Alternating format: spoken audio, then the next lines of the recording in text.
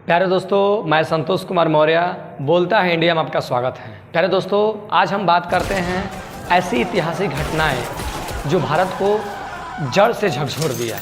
उस घटना का नाम है जालियांवाला बाग और इस घटना का कारण महज एक एक्ट था। उस एक्ट का नाम रॉलेट एक्ट। रॉलेट एक्ट जो है सिडनी और रॉलेट की अध्यक्षता में इस कानून को बनाया गया और एक ऐसा कानून था जिसके जरिए किसी भी भारतीय नागरिक को बिना कोई वारंट बताए गिरफ्तार कर लिया जाता था।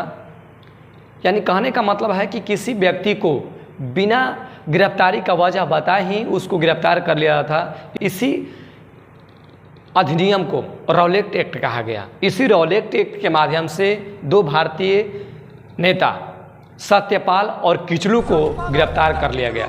इस गिरफ्तार के विरोध में भारत के लगभग 5000 लोग अमृतसर के गोल्डन टेम्पल के निकट स्थित जालियांवाला बाग में करीब 5000 लोग एकत्रित हो गए और इन निहत्थे लोगों पर, क्योंकि ये सभाएं शांत चल रही थी, इन निहत्थे लोगों पर जनरल ओडायर ने अपने सशक्त सैनिकों के साथ इन निहत्थे लोगों पर गोलियों का बौछार कर दिया, जिसमें लगभग 1000 से ज़्यादा लोग मारे गए और पंजाब में एक आतंक का माहौल उत्पन्न हो गया। प्यारे दोस्तों, इसी घटना के बीच एक जवान सा लड़का जिनका नाम सरदार उधम सिंह था, वो इस घटना को अपनी आंखों से घटते हुए देखा और उसने कसम खा लिया, उसने प्रण लिया कि चाहे कुछ भी हो जाए मैं इस जनरल ओडायर को कभी नहीं छोड़ूंगा।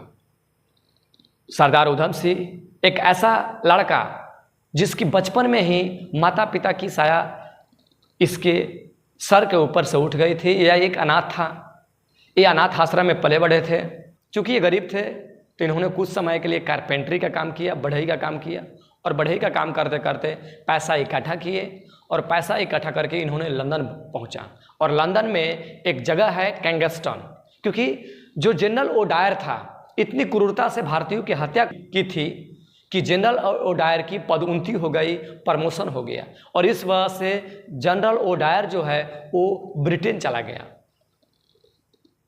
इसी के कारण सरदार उधम सिंह ने बढ़ई के काम करके पैसा इकट्ठा करके वो लंदन पहुंचे और लंदन 1934 में पहुंचे।